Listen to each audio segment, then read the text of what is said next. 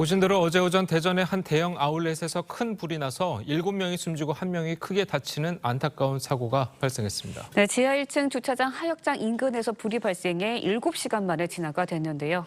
김광삼 변호사와 함께 자세히 짚어보도록 하겠습니다. 안녕하세요. 안녕하세요. 네, 안녕하세요. 자, 7명 사망, 1명 부상이면 상당히 큰 인명피해가 발생한 건데 왜 이렇게 인명피해가 컸습니까? 일단 대전 이제 현대 아울렛 건물이요. 지하 2층에서 지하 7층까지 있는 거대한 규모의 건물이거든요. 예. 지금 불이 난 곳이 지하 1층의 하역장으로 추정이 돼요. 네. 근데 지하 1층 하역장에는 종이 박스에 이제 옷 같은 것들이 굉장히 포장이 되어 있기 때문에 예. 여기서 불이 나면서 굉장히 많은 연기가 있었고요.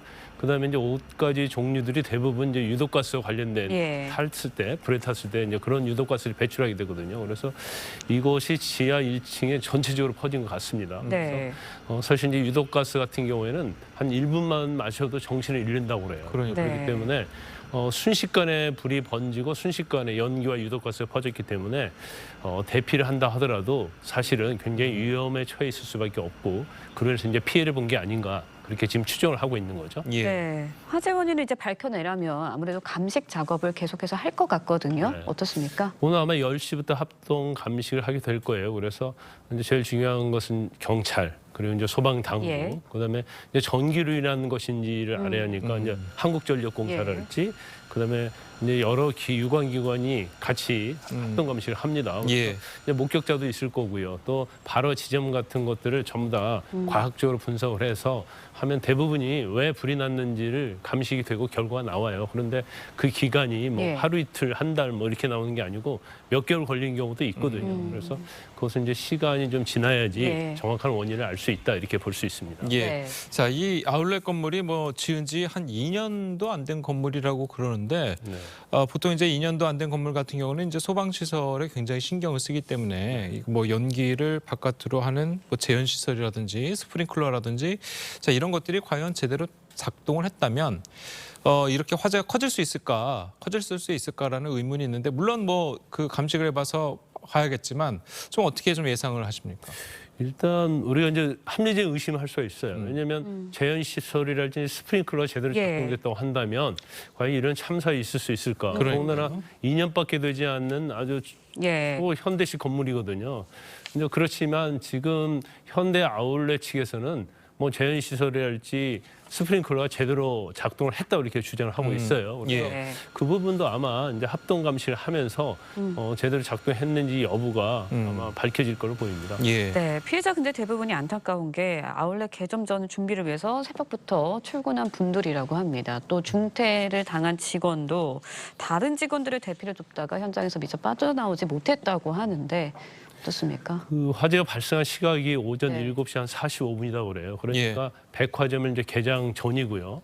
그리고 그 전에 이제 개점을 위해서 준비하는 아마 직원들인데 근데 정식 직원들이 아니에요. 그러니까 청소랄지 이제 용역을 담당하는 하청업체 직원들이랄지 그다음에 또 시설 관리하는 분들, 또 물류 배송하는 분들 이제 이런 분들이 일찍 출근해서 일을 하다가 참변을 당했다고 볼 수 있어요. 그래서 특히 이제 방제실에 근무하는 이제 박모 씨가 있는데 그분 같은 경우 사실 이제 화재 발생을 인지를 하고 대피하라고 방송까지 했어요. 그리고 여러 가지 화재와 관련된 방제 시설이 작동 여부까지 본인이 확인했는데 그러면 가장 먼저 그걸 알았잖아요. 그러면 대피할 수 있었는데 사실은 한 50분 만에 구조가 됐는데 현재 굉장히 중태인 상태라고 이렇게 알려져 있습니다. 자, 어쨌든 뭐 7명이 사망을 하고 1명이 이제 중상을 입었으니까 중대재해처벌법 이것도 이제 적용이 될 것으로 보이는데요. 좀 어떻게 예상을 하십니까? 일단 제일 중요한 것은 화재 원인이 밝혀져야 합니다. 이 화재 원인이 실수로 인한 것인지 아니면 뭐 전기 시설의 누전에 의한 것인지 그런데 중대재해법 적용을 받으려고 하면 업무상 어떤 상황이나 환경으로 인한 것인지 그다음에 그 당시에 작업 환경과 관련된 부분 업무상 사유인지 여부 이제 이런 것들이 밝혀져야 돼요. 그러니까 지금에 와서 우리가 중대재해법이 적용될 것이다 안 될 것이다 단정할 수는 없습니다. 그래서 아까 말씀드린 것처럼 합동 감식해서 원인이 발생해야 하고 그것이 산업재해로 인한 것인지 아닌지에 따라서 중대재해법으로 처벌할지 말지가 결정이 될 겁니다. 알겠습니다.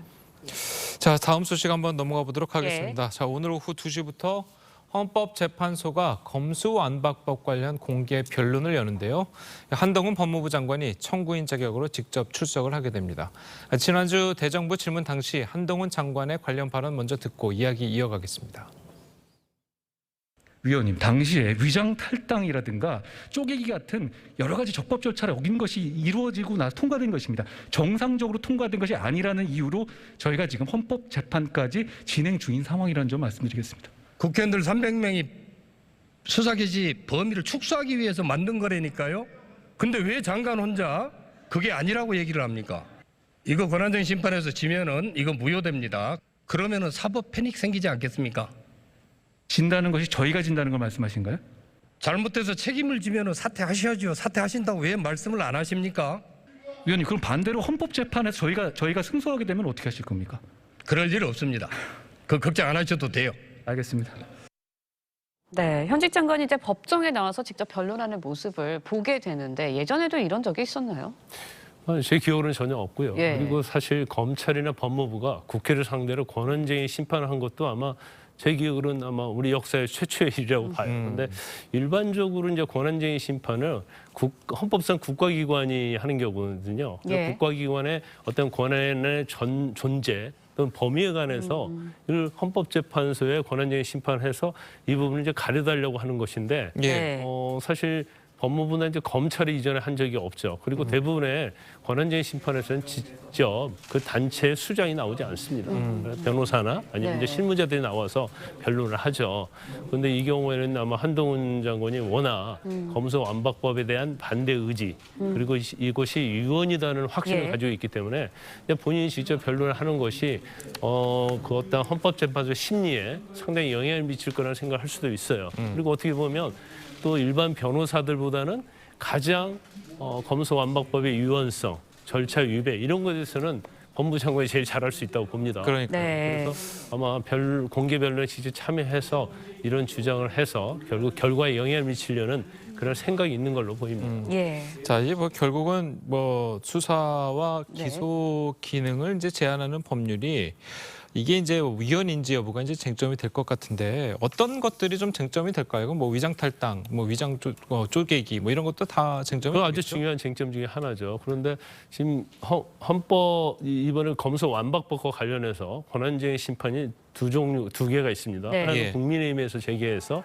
지난번 공개별로 했고요. 이번에 이제 법무부에서 제기한 거예요. 그래서 국민의힘에서 제기한 권한쟁의 심판은 주로 절차에 관한 문제예요. 그래서 국회의 법률 심의 의결권을 침해했다는 거고요. 예. 그리고 법무부와 이제 검찰에서 제기한 권한쟁의 심판은 이제 첫 번째는 이제 절차에서 위배가 있다는 거죠. 민영배 의원의 어떤 꼼수 탈당이랄지 안건조정위원회의 무력화랄지 또 본회의에 올라간 수정안이 사실 법사위에서 통과된 네. 이런 검수완박법의 안과 다르다는 걸지 여러 가지 절차 위배가 있고요. 이것은 국민의힘에서 제기한 권한쟁의 심판하고는 거의 유사합니다. 그런데 검찰에서 제기한 것 중에 중요한 것은 검찰은 헌법상 영장청구권을 가지고 있는데 예. 이 영장청구권은 수사와 기소를 전제로 하는 것이다. 그래서 수사권의 박탈은 일부라 할지라도 유언이다. 이게 이제 가장 중요한 부분 중에 하나고 네. 또 검수완박법으로 인해서 이제 국민의 어떤 이익 편의 이런 것이 침해되기 때문에 국민의 기본권을 침해하는 것이기 때문에 헌법 위반이다. 이 주장이 이제 크게 보면 쟁점이에요. 그래서 네. 이 부분에 대해서 가장 심도 있게 심의가 이루어질 것이다 이렇게 봅니다. 네, 헌재가 만약에 인용을 결정하게 되면 검수압박법이 사라지게 되는 겁니까? 아니면 그냥 개정이 되는 겁니까? 지금 우리가 이제 헌법소원을 제기하잖아요. 예. 그 유언법률에 대해서 헌법소원 제기하면 유언법률이 되면 그건 법률 유언이 되기 때문에 무효가 돼버려요. 그런데 권한쟁의 심판은 유언인지 아닌지만 판단을 해주지 그 법이 유언이 된 무효 여부에 대해서는 이제 확인만 해주는 거예요. 근데 그렇기 때문에 이거에 대한 명확한 규정이 없어요. 그래서 2009년도에도 미디어법 관련해서 예. 국회의 법률 심의 의결권을 침해했기 때문에 뭐 유언이라고 네. 나왔는데 그럼에도 불구하고 미디어법이 법률 무효가 되지 않았어요. 예. 근데 결과적으로 만약 검수완박법이 유언이라는 결정이 나면 이 법에 대해서는 국회에서 그 결정에 따라서 법 개정을 해야겠죠. 예. 개정을 안 할 수도 있겠네요. 그러면은. 그렇죠. 현재는 민주당이 다수당이기 때문에 네. 민주당은 뭐 검수완박법에 사활을 걸었지 않습니까? 예. 그래서 본인들의 어떤 생각과는 다르기 때문에 이걸 무시할 수도 있죠. 네. 그러면 사실 방법이 없을 수 있어요. 예, 네. 알겠습니다. 자, 오늘 말씀 여기까지 듣겠습니다. 잘 들었습니다. 맞습니다.